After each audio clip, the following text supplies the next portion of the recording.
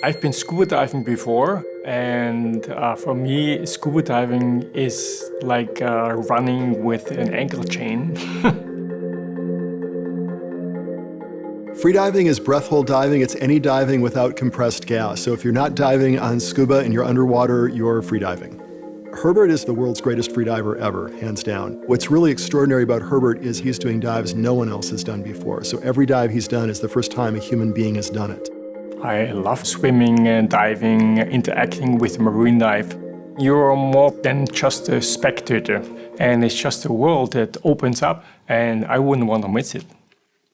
I think as a good freediver, you have to be in tune with the body. Not many people comprehend what means really listening to the body. Training is critical in freediving for the same reason it's critical for climbing to the top of Mount Everest. I've heard that an unacclimated person taken to the top of Mount Everest would die within minutes. The same is true for a person taken off the street down to 200 feet or 400 feet or 800 feet like Herbert dives to. To be able to reach those altitudes or dive to those depths, you have to train your body and mind.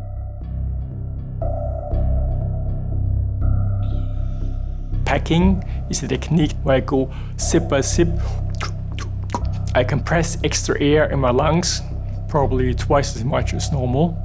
But this is not something that happened overnight. It's something I've practiced. Most freedivers are a bit older because then you're mentally stronger, and this is the key factor of freediving, that you stay very calm. Imagine the situation that you are there on the dive rope setting a record, and you have all the eyes on you, the media, the judges, the safety divers, and you have to be in a mode like waking up on a lazy Sunday and turning back around in bed. Because if you are not relaxed, really relaxed, you need so much more oxygen, so you can't dive at all. When I dive longer and deeper, the body takes more and more nitrogen in the blood system, and when you go back up, there's too much. Therefore, you have to off-gas. It's exchanging the excessive nitrogen with oxygen again. If you don't do that, eventually you will get decompression sickness. Decompression sickness is serious, especially in freediving, and it's basically air bubbles going to places they shouldn't go, which is basically the heart or the brain, and it tends to show itself as stroke-like symptoms.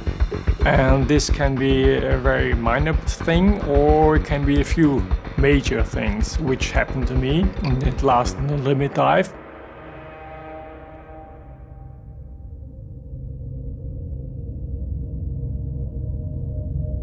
In the beginning, everything went as planned. The problem was, upon going up again, I fell asleep, and the safety divers found me there without any motion at 26 meters below the surface, and they thought I had blacked out because of lack of oxygen. Their initial thing was to unstrap me and bring me back up. Even though I was trying to stop them, they brought me to the surface. And like 15 minutes after the dive, I felt the onset of decompression sickness, getting limp in my right body half, the leg, the arm, getting a bit numb to no movement, and then, yeah. I was wheelchair bound, and my brain was gone. I could hardly speak, and I didn't know my best friends' names and so on. The doctors, they tried to tell me, learn to cope with it. In the beginning, I didn't think so much about diving, even though I thought it will always be part of me, even though they said, well, you should never ever dive again. Then I said, okay, see ya. And I did some diving again, and it was splendid, fantastic. Just to be in the element again.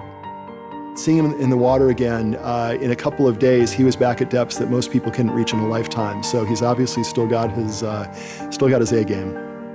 It's just outside the water. I still have some issues with balance, coordination, with articulation. But in the water is maybe a bit more my element than being on land. Being in the water, I felt like a kid again. Even though I didn't compete again, I was back to where I was before. I confirmed to myself I can do it, and that was enough. Herbert's just different because he's pushed the limits further than anyone else has, and showing that the human body is capable, if properly trained, and if you're strong enough mentally to do these extraordinary things.